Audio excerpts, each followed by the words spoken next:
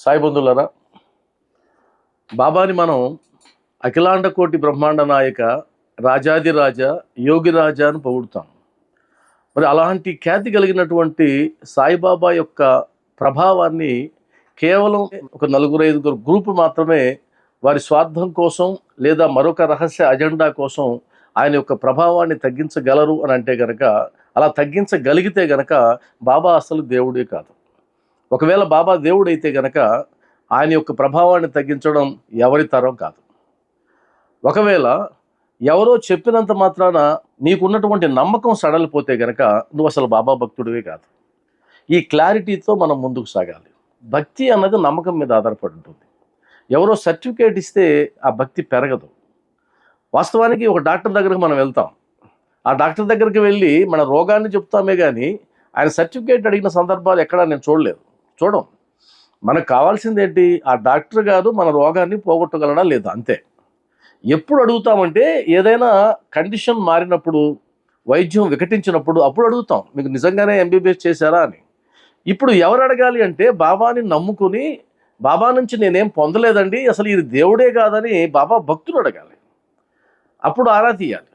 బాబా భక్తులేమో నమ్మకంగానే ఉన్నారు, కోట్ల మంది ఆయన దర్శించుకుంటూ ఉన్నారు, కానీ ఎక్కడ వాళ్ళకి సంశయం లేదు. సంశయం ఉంటే వదిలేస్తారు అంతే, అందులో ఏముంది పెద్ద విశేషం. కాబట్టి ఇక్కడ సంశయాన్ని క్రియేట్ చేస్తున్నది బాబాని నమ్మేవాళ్ళు కాదు, బాబాని నమ్మని వాళ్ళు. బాబాని నమ్మని వాళ్ళతో మనకేం పని అసలు?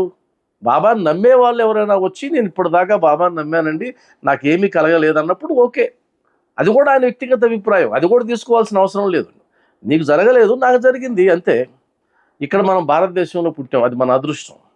ఇక్కడ మతానికి సంబంధించి, భగవంతునికి సంబంధించి, ఏ భగవత్మూర్తిని ఆరాధించాలన్న దానికి సంబంధించి మనకు స్వేచ్ఛ ఉంది. ఎవరో దాన్ని శాసించలేరు, ఎవరో మన మీద వాళ్ళ భావాలను రుద్దలేరు. మనకు ఆ స్వాతంత్రం ఉంది, ఆ స్వేచ్ఛ ఉంది. ఆ స్వేచ్ఛను కూడా హరింపజేసేసుకుంటామని అంటే కనుక వాళ్ళ మాటలు మనం నమ్మాల్సిన అవసరం లేదు. అది ఉద్దేశపూర్వకంగా చేస్తున్నటువంటి ప్రయత్నం. కాబట్టి మీరు బాబాని నమ్మారా, నమ్మలేదా, నమ్ముతారా, నమ్మరా, నాకు అనవసరం. నేను చెప్పదలుచుకుంది ఏంటంటే, నేను బాబాని నమ్ముతున్నాను, విశ్వసిస్తున్నాను, నాకు ఆయన దేవుడని నమ్మకం. ఎందుకంటే భగవద్గీతలో కూడా మీరు గమనిస్తే, పరిత్రాణాయ సాధూనాం వినాశాయ చ దుష్కృతాం ధర్మ సంస్థాపనార్థాయ సంభవామి యుగే యుగే, సంభవామి యుగే యుగే. ప్రతి యుగంలో అవతరిస్తానన్నాడు ఒక పర్పస్ చెప్పి. మరి ఎలా అవతరిస్తాడన్నది లేదు, ఏ కులంలో అవతరిస్తాడని లేదు, ఏ మతంలో అవతరిస్తాడని కూడా లేదు. వాస్తవానికి ఆ పరబ్రహ్మ స్వరూపుడు వరాహం నుంచి, కూర్మం నుంచి, మత్స్యం నుంచి అనేక అవతారాలు ఎత్తాడు. కాబట్టి నాకు సాయిబాబాలో ఆ పరబ్రహ్మ స్వరూపం ఉందని నేను నమ్ముతున్నాను. ఆ లక్షణాలు నేను చూస్తున్నాను. చూడడానికి మీరెవరనడానికి కుదరదు, నా ఇష్టం, నేను చూస్తున్నా. ఆయన పరబ్రహ్మ స్వరూపుడుగా నేను భావిస్తున్నాను. కాబట్టి ఆయన దేవుడుగా నేను కొలుస్తున్నా. కాదనడానికి ఎవరికి హక్కు లేదు. ఎందుకు అంటే అది నా ఇష్టం, నా సాయి, నా ఇష్టం. మీకేంటి? మీరు ఎందుకు ఇన్వాల్వ్ అవుతున్నారు? ఇది కావాలని ఉద్దేశపూర్వకంగా చేస్తున్నటువంటి ప్రయత్నం అని అందరికీ తెలుసు. కానీ చాలామంది మారుమూల గ్రామాలకు వెళ్ళే వారికి ఇదేం తెలియదు. వాళ్ళు ఏమనుకుంటారు, ఏదో జరుగుతుందట అని అనేస్తారు. ఇదే వాళ్ళకి కావాల్సింది. వాళ్ళకి కావాల్సింది కూడా ఇప్పుడున్న భక్తులు బాబాని విడిచిపెడతారని కాదు. వారికి ఉన్నటువంటి గొప్ప విశ్వాసం ఏంటంటే, ఇక బాబా దగ్గరికి రాబోయే వాళ్ళు అక్కడేదో జరుగుతుందంట అనేసి దూరం అయిపోవాలనేదే వారి ప్రణాళిక. దానికి వారు ఎందుకు అలా చేస్తున్నారు అవన్నీ అప్రస్తుతం. ఇది అందరికీ తెలిసినటువంటి ఓపెన్ సీక్రెటే. కాబట్టి ఎవరో ఒకరు సర్టిఫికేట్ ఇస్తే మీరు బాబాని నమ్మే పని అయితే అసలు మీరు బాబాని నమ్మాల్సిన అవసరమే లేదు. అలాంటి భక్తి అవసరం లేదు. కాబట్టి ఇప్పుడు చూడండి, శ్రీ సాయి సచ్చరిత్రని హేమడ్ పంత్ గారు రాశారు మరాఠీలో. దానిని కుమారి మణి గారు తన జీవితాన్ని మొత్తం ధారపోసి దాన్ని ఓవి టు ఓవి తెలుగులో అనువదించారు. అది ప్రామాణికమైనటువంటి గ్రంథం. ఆ తర్వాత ప్రత్యనారాయణరావు గారు తెలుగులో సంక్షిప్త గ్రంథం రాశారు. అది ఎక్కువ మంది పారాయణ చేస్తున్నటువంటి గ్రంథం. ఆ తర్వాత ఎంతోమంది రాశారు బాబాకి సంబంధించి. ప్రామాణిక గ్రంథం అంటే ఎవరికైతే బాబావారు పర్మిషన్ ఇచ్చి రాయించారో అది సచ్చరిత్ర, దానికి ఓవి టు ఓవి. బాబావారిది ఏ అవతారము అని చెప్పడానికి సచ్చరిత్రలో ఎక్కడ దాపరికాలు లేవు, ఎక్కడ సీక్రెట్లు మెయింటైన్ చేయలేదు. ఆయన అప్పటి భక్తులు ఎలా భావించారో అలానే రాయబడింది. కాబట్టి అందులో రహస్యాలు లేవు, దానికి మనకు అనుగుణంగా మార్చుకోవాలన్నటువంటి తలంపులు లేవు. యాజ్ ఇట్ ఈస్గా అది రాయబడింది. నేను ఒక హిందువుగా, ఒక సనాతన ధర్మాన్ని అవలంబించేవాడిగా, నేను రామభక్తునిగా, కృష్ణ భక్తునిగా, శివభక్తునిగా, అమ్మవారి భక్తునిగా, వినాయక భక్తునిగా, ఆంజనేయ స్వామి భక్తునిగా, నాకు ఆ సచ్చరిత్ర చూసినప్పుడు బాబావారు నన్ను వారి వైపుకు నడిపించడానికి ఎక్కువ ప్రయత్నం చేశారు, తన వైపు కన్నా కూడా వారి వైపు నడిపించడానికి. కాబట్టి నేను సత్సంగాలు చెప్తున్నాను, నేను రామాయణం చెప్తున్నాను, భగవద్గీత చెప్తున్నాను. ఇదంతా ఎక్కడి నుంచి వచ్చింది? ఆయన నన్ను అలా నడిపిస్తున్నారు. ఆయన ఎప్పుడూ కూడా హిందూ ధర్మానికి కానీ, సనాతన ధర్మానికి కానీ, సనాతన దేవుళ్ళకి కానీ భక్తుల్ని దూరం చేసిన సందర్భాలు నాకైతే కనిపించలేదు. నేను ఇప్పటి నుంచి శ్రీ సాయి సచ్చరిత్ర, మనమ్మ గారు ఓవి టు ఓవి ట్రాన్స్లేట్ చేసినటువంటి ఆ సాయి సచ్చరిత్రలో నాకు ఎందుకని బాబావారు దేవుడిగా కనిపిస్తున్నారు, అసలు సచ్చరిత్రలో వాస్తవంగా ఏమి రాయబడింది, ఏది ఫోకస్ చేయబడుతుంది, ఎందుకంటే చూసే కోణాన్ని బట్టి ఉంటుంది. మీరు చూడండి, కొంతమంది అన్యమతస్థులని విమర్శిస్తున్నారు మన వాళ్ళు. కొంతమంది వాళ్ళు ఏం చేస్తున్నారంటే మన సనాతన గ్రంథాలను తీసుకొని అందులో ఉండే లోపాలను చూపించి వాళ్ళు పెద్ద ప్రాపగాండ చేస్తున్నారు.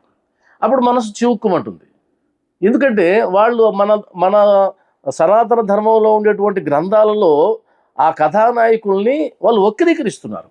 ఇక్కడ వక్రీకరించడం అనే ఒక పదాన్ని వాడాలి. వాస్తవానికి ఉన్న అక్షరాల్లోనే రకరకాల భావాలు ఉంటాయి, దాన్ని ఎలాగైనా చూడొచ్చు మనం. అదే గనక ఇప్పుడు ఎవరైతే బాబావారిని విమర్శిస్తున్నారో వారు గనక బాబాని సమర్థించాలన్నా కూడా వారు అద్భుతంగా సమర్థిస్తారు. అక్కడ వాళ్ళకి మ్యాటర్ కాదు ప్రధానం, వారికి ఆ వాక్పటిమ ఉంది, వాదించేటువంటి ఒక క్వాలిటీ ఉంది.